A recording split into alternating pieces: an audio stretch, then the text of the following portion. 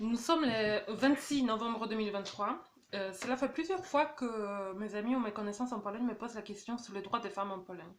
J'ai décidé donc de faire une vidéo pour aborder ces différents points liés à la situation et à la vie des femmes en Pologne, pour pouvoir les comparer aussi avec la situation et la vie des femmes en France, et pour vous tout simplement vous donner disons, une vue générale des différents aspects de vie sociale, économique, ou de la place des femmes dans la vie sociale et économique en Pologne.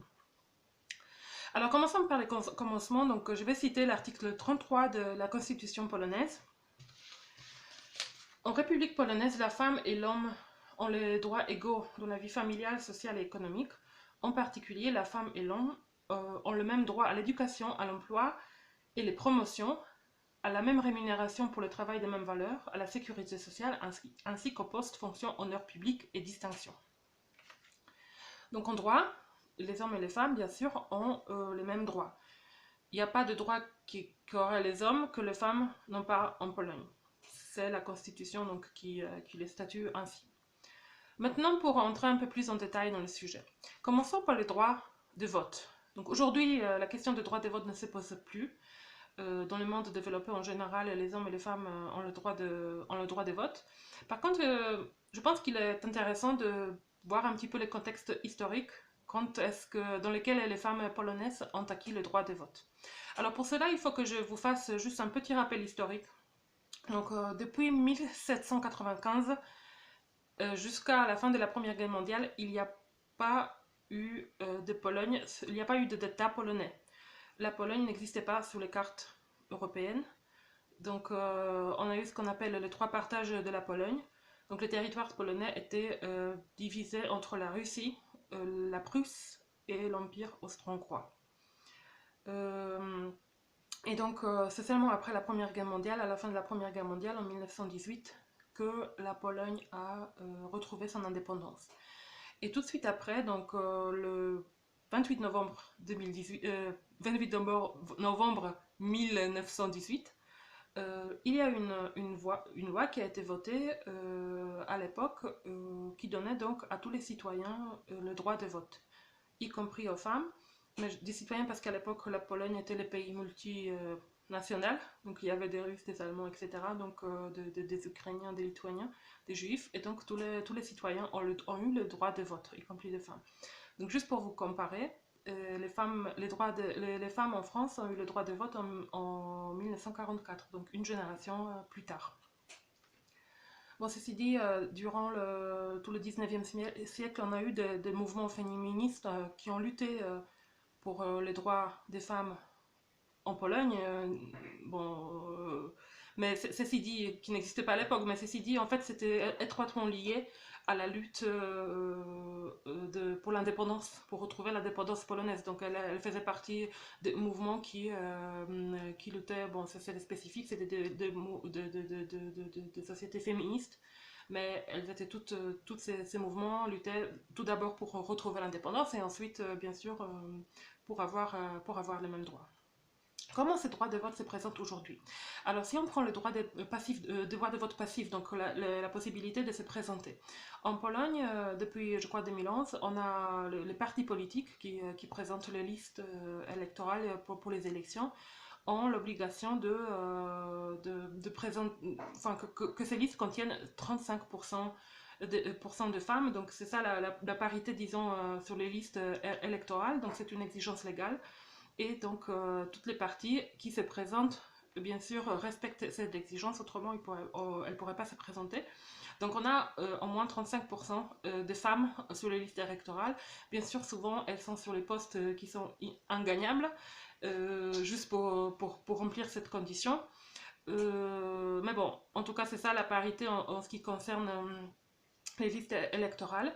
Aujourd'hui, après des récentes élections qui ont eu lieu en octobre, nous avons 29,6% de femmes députées. Donc 26% de députés sont des femmes. Pardon. En France, pardon, je crois c'est 34% ou 37%. Voilà, donc en France, il y a plus de députés femmes. Comme une curiosité historique, Depuis 1989, nous avons eu deux premières ministres femmes. Donc il y avait Hanna Suchocka qui était première ministre de 92 jusqu'à 93 et plus récemment il y avait Beata Szydło du 2015 à 2017. En ce qui concerne les droits de vote donc actifs, dans les récentes élections, les femmes, la participation de toute façon elle était au-delà de 70%, donc elle était exceptionnelle. Mais il y avait plus de femmes qui votaient, bon, parce qu'il y avait 73% de femmes qui ont participé à l'élection, qui ont voté, contre seulement 72% d'hommes. Donc, bon, pour les dernières élections, la participation était plus que correcte. Et donc, les femmes, disons, elles étaient plus, participaient plus. Alors, les femmes votent plutôt pour les partis, disons, de gauche ou libéral, alors que les hommes votent plutôt pour les partis plus conservatrices. C'est ça la particularité donc, en Pologne. Le deuxième aspect que je voudrais aborder ici, c'est la situation de femmes dans la vie économique. Premier point, c'est l'écart salarial. Alors, selon les statistiques européennes, l'écart salarial en 2022 en Pologne était de 4,8%, alors qu'en France, il était de 15,4%. Donc de quoi on parle ici? L'écart salarial, donc on prend la moyenne de masse salariale, on prend la masse salariale tout simplement, et on la divise donc entre les femmes et les hommes. Donc si on compare en moyenne les salaires de femmes, elles sont de 4,8% moins élevées que celles des hommes. Ça s'explique par pas mal de facteurs, par exemple par le fait que les femmes vont occuper plus les secteurs ou les postes qui sont moins bien rémunérés, donc par exemple donc les postes de caissières, les postes de femmes de ménage, alors que les hommes seront plus à des postes de responsabilité, des cadres, etc. Mais bon, après, vraiment, si on veut, si on réfléchit, si on compare l'écart salarial en Pologne et en France, bon, il est de 10 points plus de 10 points, de plus de 10 points plus élevé en France. Donc c'est beaucoup plus, disons, criant, l'inégalité, disons, elle est beaucoup plus criante en France qu'en Pologne. Bon, bien sûr, encore une fois, ça s'explique par des différentes choses, mais après les statistiques, la méthodologie statistique est la même pour tous les pays. Donc voilà, les femmes gagnent beaucoup moins que les hommes en France qu'en Pologne. Bon, après, bien sûr, pour le travail de même valeur sur le même poste, pour le même niveau de compétences, le même niveau de responsabilité, en principe, les hommes devaient gagner la même chose que les femmes. Par contre, là, il n'y a pas vraiment de statistiques parce que, en principe, les écarts ne devraient pas exister. Et puis, souvent, les données pour les salaires, concernant les salaires, sont confidentielles. Donc, on n'a pas de statistiques. Il y a certaines enquêtes, mais bon, il n'y a rien de vraiment fiable. Donc, mais bon, ça c'est une donnée qui existe, qui est officielle, ce sont des données de statistiques de Eurostat, donc on peut comparer. Bon, pour moi c'est assez choquant de savoir que les femmes en moyenne en France gagnent beaucoup moins que les hommes. Bon, après, encore une fois, il y a certains secteurs où il n'y a pas cet écart, où il est très faible, beaucoup plus faible, par exemple les secteurs, tout ce qui est IT. Donc informatique, les écarts n'existent presque pas, alors qu'il y a des secteurs où il est beaucoup plus élevé. Donc voilà, ça dépend. Deuxième aspect que je voulais aborder dans ce contexte de la vie économique, c'est les femmes sur le marché d'emploi. Donc en général, le taux de chômage, il est moins élevé en Pologne qu'en France. Mais si on compare les taux de chômage des femmes et des hommes, donc en Pologne, le taux de chômage des femmes il est de 3%, alors que le taux de chômage d'hommes est de 2,9%. Disons que c'est à peu près égalitaire, alors qu'en France, le taux de chômage pour les hommes fin 2022 était pour les hommes 7,2, pour les femmes 6,7. Donc le taux de chômage pour les femmes il est moins élevé en France, il est moins élevé que des femmes le taux de chômage de femmes il est moins élevé que le taux de chômage d'hommes en France. Bon, après, bien sûr, les taux de chômage entre les différents pays, ça s'explique par la conjoncture économique. Donc c'est autre chose. Mais là, disons que les femmes, en tout cas, là, en ce moment, sont plus avantagées en France que les hommes. Après, si on compare les taux d'activité, donc les femmes sont plus actives. Donc, les taux d'activité, les femmes sont plus actives en France. Il y a 60, le taux d'activité fin 2022 était de 70% pour les 70,7% pour les femmes, alors qu'en Pologne, c'est seulement 67,4%. En revanche, les hommes sont plus actifs. Le taux d'activité d'hommes en Pologne il est plus élevé que le taux d'activité d'hommes en France. Il était en Pologne de 69,6%, alors qu'en France, il est de 66%. Pour les femmes, c'est plus avantageux en Europe, en Pologne, puisque le taux de chômage est moins élevé. Mais à noter que les femmes en France ont le taux d'activité plus élevé. Enfin, le tout dernier point que je voudrais aborder, donc c'est les statistiques concernant l'occupation des postes à responsabilité. Et là, on a des données de 2018. Pareil, c'est les données Eurostat. Alors, les postes de cadres en Pologne, 48% des postes de cadres sont occupés par les femmes, contre seulement 38% en France. La moyenne européenne étant 37%. Les postes de cadre supérieurs en Pologne, seulement 14% de ces postes sont occupés par les femmes, contre 20% en France, la moyenne européenne étant 18%. Et enfin, les membres de conseil d'administration, en Pologne, seulement 24% de membres de conseil d'administration sont des femmes, alors en France, pardon, c'est 45%. La moyenne européenne étant 28%. Donc, disons que en ce qui concerne les femmes sur les postes à responsabilité, je dirais que quand même la situation des femmes en France est, disons, meilleure que la situation des femmes en Pologne.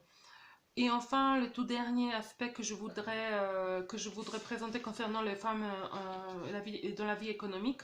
Donc, en Pologne, 34% d'entrepreneurs sont des femmes, alors qu'en France, 30% d'entrepreneurs sont des femmes. Donc, ceci dit, pour moi, ça reste comparable. C'est, disons, environ un tiers d'entrepreneurs sont des femmes. Alors, troisième thématique que je voudrais aborder, c'est la thématique des droits des femmes autour de maternité. Alors, je sais que dans la culture occidentale, l'avortement est considéré comme un droit des femmes, et donc c'est la raison pour laquelle je voudrais expliquer un petit peu le contexte de l'avortement en Pologne. Alors, revenons en 1918, au moment où la Pologne retrouve son indépendance, donc la question de la légalisation de l'avortement s'est posée. Et donc, il a été interdit et pénalisé de le début très vite. Donc, on estime que durant cette période entre les deux guerres, il y a eu entre 200 000 et 500 000 avortements par an. Donc, par définition, ils ont tout été faits dans la clandestinité, mais très souvent en dehors de cabinets médicaux. Et c'est la raison pour laquelle souvent ces actes se terminaient par la mort de la femme. Certains chiffres disent que même 40 à 50% de femmes perdaient la vie à la suite des avortements.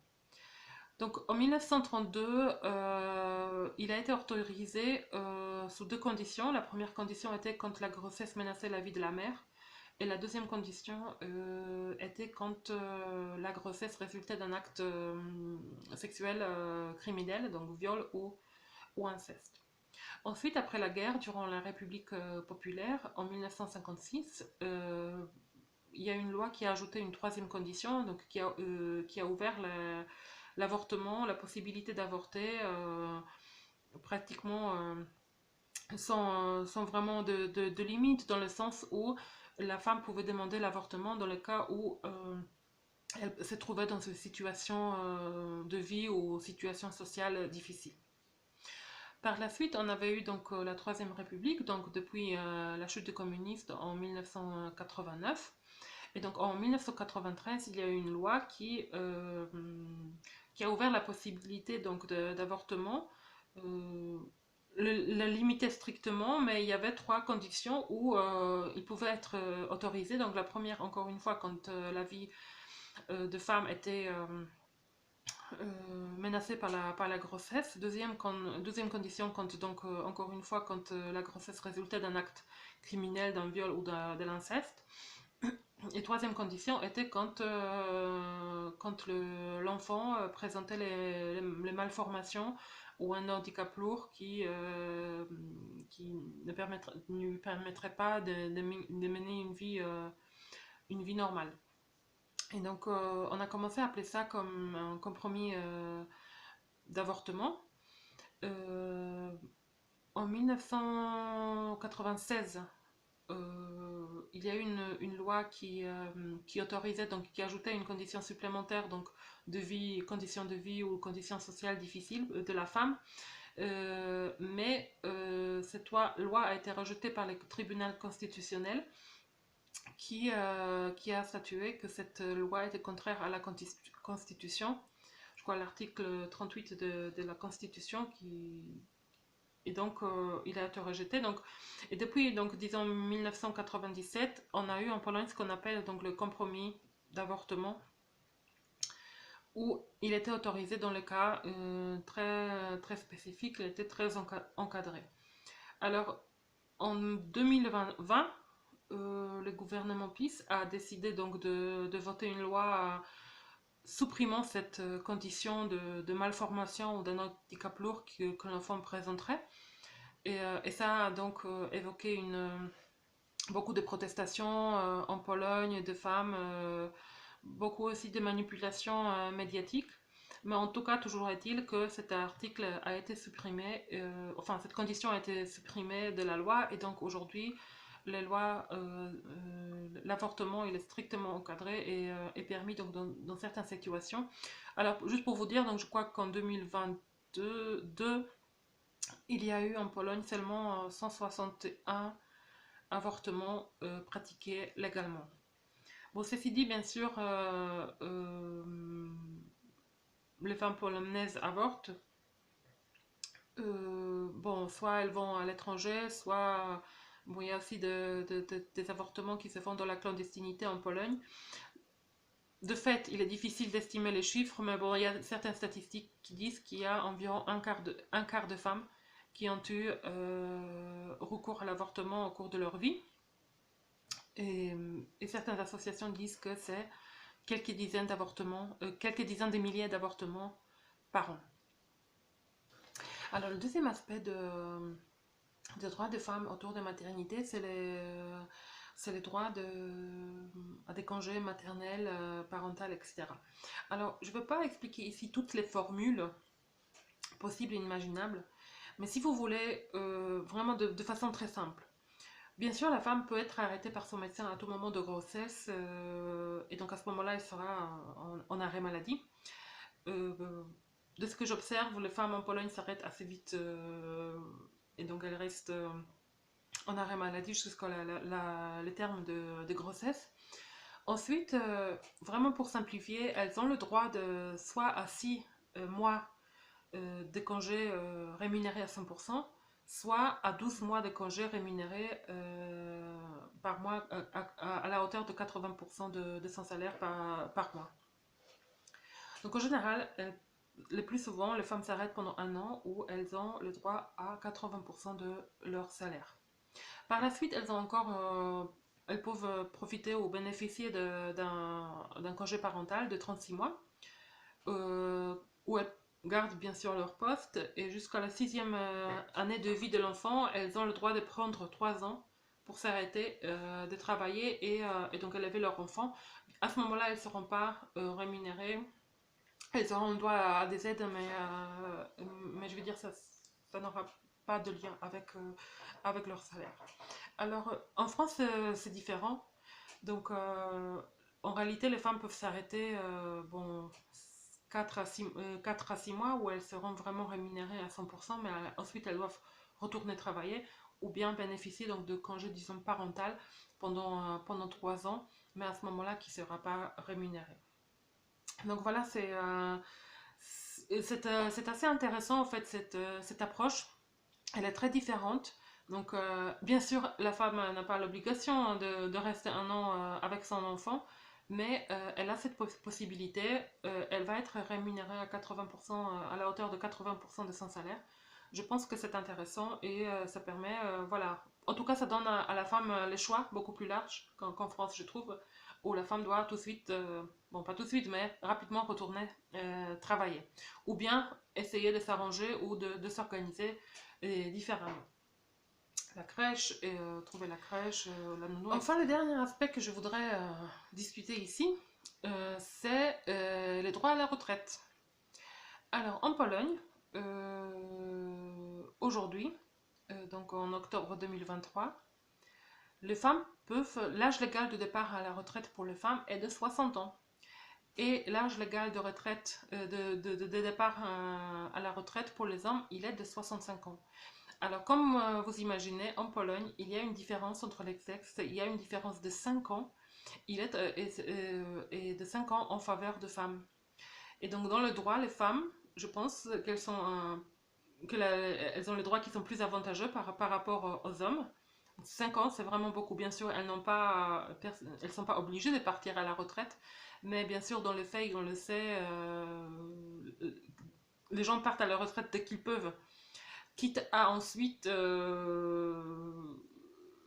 trouver un travail à temps partiel, même à temps complet, mais en étant déjà retraité, donc travailler par le choix et pas par l'obligation. Donc si on compare ça à la situation des femmes en France, je trouve qu'elle est beaucoup plus avantageuse. Donc en tout cas dans le droit, puisqu'en France, il n'y a pas la différence entre les sexes, tout le monde peut partir à la retraite à 67 ans. Donc déjà, il y a beaucoup plus, enfin, ils doivent travailler 7 ans de plus, les femmes en France. Mais en tout cas, en France, en tout cas, les droits, les départs à la retraite est égal pour les deux sexes, alors qu'on a une très très grande différence, je trouve très très grande inégalité en faveur de femmes en Pologne. Bon, ça c'est dans le droit. Dans le fait, ce qui se passe, c'est que les femmes qui ont des carrières beaucoup moins complètes, disons, qui s'arrêtent bien sûr pour s'occuper des enfants, pour élever les enfants, qui, voilà, par le passé, le taux de chômage de femmes était plus élevé que celui des hommes. Donc, dans le fait, les femmes ont des retraites beaucoup moins élevées que les hommes. Et comme elles vivent plus longtemps que les hommes, statistiquement, c'est beaucoup plus difficile pour les femmes en réalité à la retraite que pour les hommes de survivre. Donc, on a donc l'inégalité dans le droit en faveur de femmes, et donc qui ont des retraites confortables, bien sûr, elles sont avantagées. Celles qui ont des retraites moins élevées, justement de fait de différentes circonstances de la vie, soit elles trouvent du travail, elles travaillent en étant à la retraite, bon, soit elles ont vraiment une situation de vie très difficile. Ceci dit, je pense que voilà, on ne s'attend pas en fait à entendre ça et de voir cette inégalité en faveur des femmes, en tout cas pour ce qui est l'âge légal de départ à la retraite. Voilà, j'ai terminé ma présentation sur les droits des femmes en Pologne. J'espère que ça vous a donné une image un peu plus large de la situation, de la vie des femmes, des possibilités des femmes en Pologne, un peu plus large que ce qu'on aborde toujours quand on parle des droits des femmes. J'espère que ça vous permettra justement de comparer la situation des femmes en France et en Pologne. Et je vais terminer cette présentation par quelques statistiques. La statistique donc sur l'espérance de vie en 2021, elle était de 85 ans et 5 mois en France pour les femmes, alors qu'en Pologne, l'espérance de vie pour les femmes, elle est de 79 ans et 6 mois.